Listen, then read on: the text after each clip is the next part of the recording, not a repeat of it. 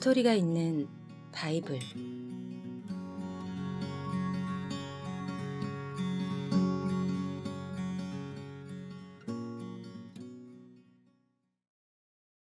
벌을 받는 이집트.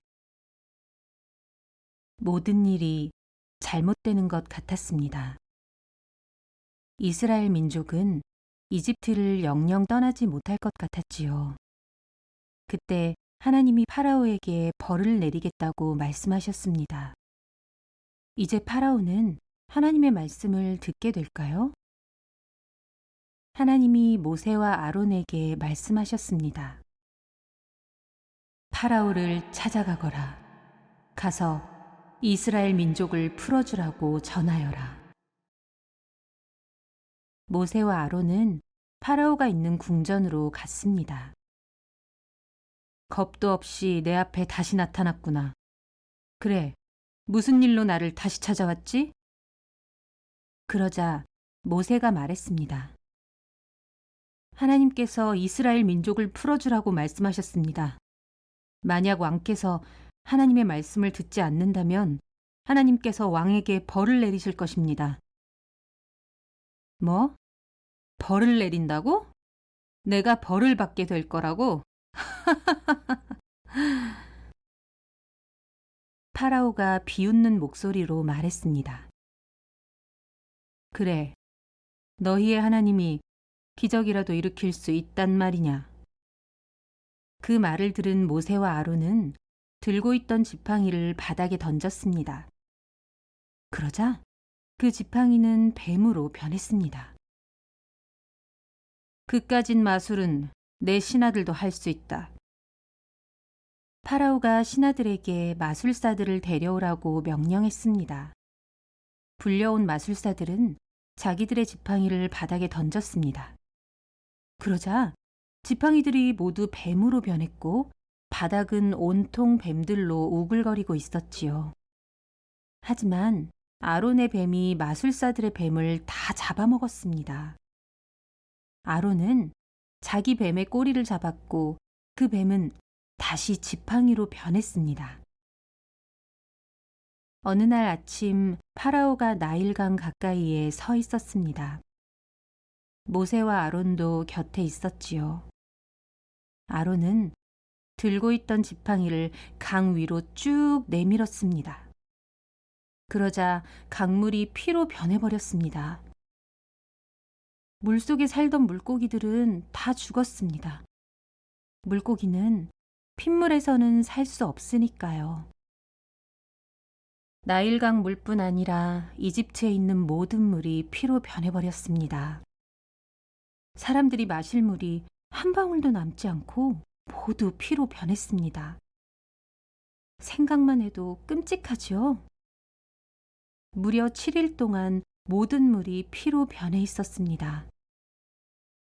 파라오는 견디기 어려웠지만 이스라엘 민족을 자유롭게 풀어주지 않았습니다.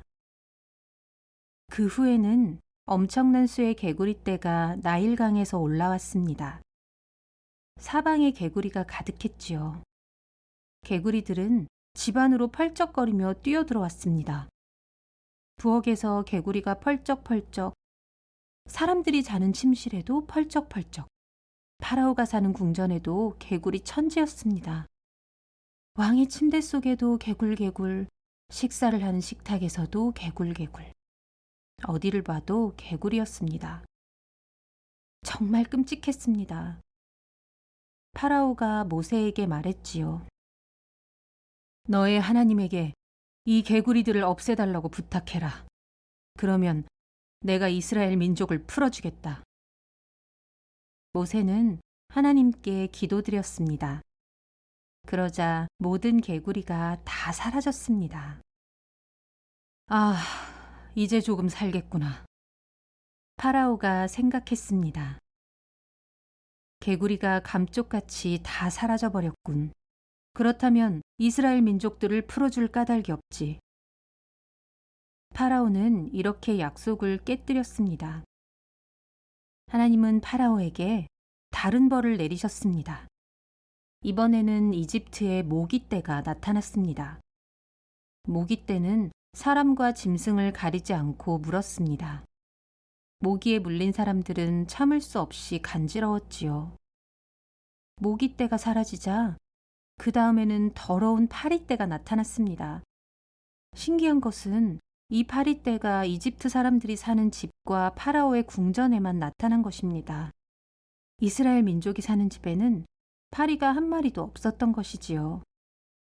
파리떼도 정말 귀찮고 고통스러웠습니다. 하지만 파라오는 여전히 이스라엘 민족을 풀어주지 않았습니다. 이번에는 이집트 사람들이 키우는 짐승들이 전부 병에 걸렸습니다. 병이 심해 죽는 짐승도 많았습니다. 파라오의 멋진 말들도 병에 걸려 죽었습니다. 하지만 이스라엘 민족이 키우는 소나 양은 병에 걸리지 않았습니다. 건강하게 잘 자라고 있었지요. 그 다음에는 더 심한 벌을 내리셨습니다. 이집트에 사는 모든 사람 몸에 지독한 피부병이 생겼습니다. 몸에서 고름이 줄줄 흐를 정도였습니다. 사람들은 너무 아파서 앉지도 서지도 못했습니다. 하지만 파라오는 하나님의 말씀을 들으려고 하지 않았고 이스라엘 민족을 풀어주려고 하지도 않았습니다.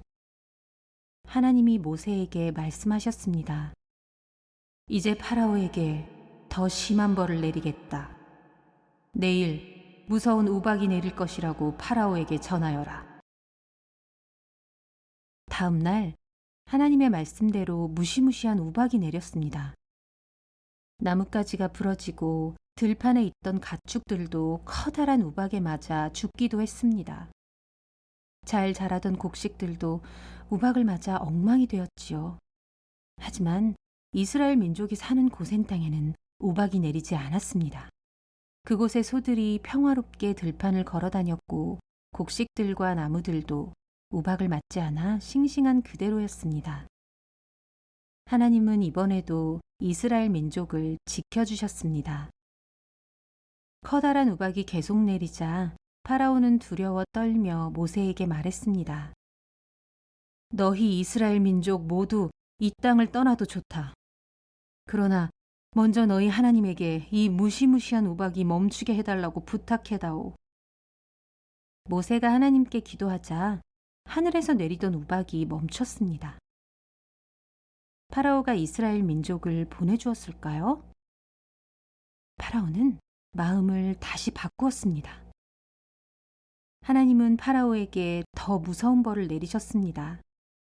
하늘을 새까맣게 덮을 만큼 많은 메뚜기 떼를 보내신 것입니다. 메뚜기 떼들은 나무에 달린 잎들을 다 먹어치웠습니다. 우박 피해를 당하지 않고 남아있던 곡식들을 메뚜기 떼가 남김없이 다 먹어버린 것이지요.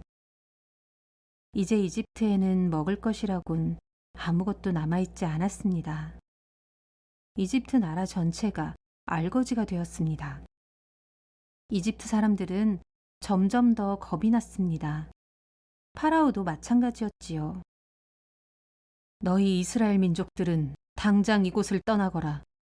이 지긋지긋한 메뚜기 떼가 사라지면 너희가 떠나도 좋다. 모세가 하나님께 다시 기도를 했을 때 그 많았던 메뚜기 떼들이 다 사라졌습니다. 이제 드디어 파라오가 이스라엘 민족을 자유롭게 풀어주었을까요? 아닙니다. 파라오는 여전히 자기가 하나님을 이길 수 있다고 생각했습니다. 정말 어리석지요. 하나님은 다시 한번 벌을 내리셨습니다. 어느 날 아침이 되었습니다. 그런데 바깥은 여전히 어두웠습니다. 아직 한밤중인 것처럼 사방이 깜깜했습니다. 이집트 사람들은 아무것도 볼 수 없었지요. 사람들은 깜깜한 어둠 속에서 너무나 무서워 벌벌 떨고 있었습니다. 3일 동안 세상은 칠흑처럼 깜깜했습니다. 하지만 이스라엘 사람들이 사는 곳은 어둡지 않았습니다. 하나님이 그곳에만 밝은 빛을 주셨거든요.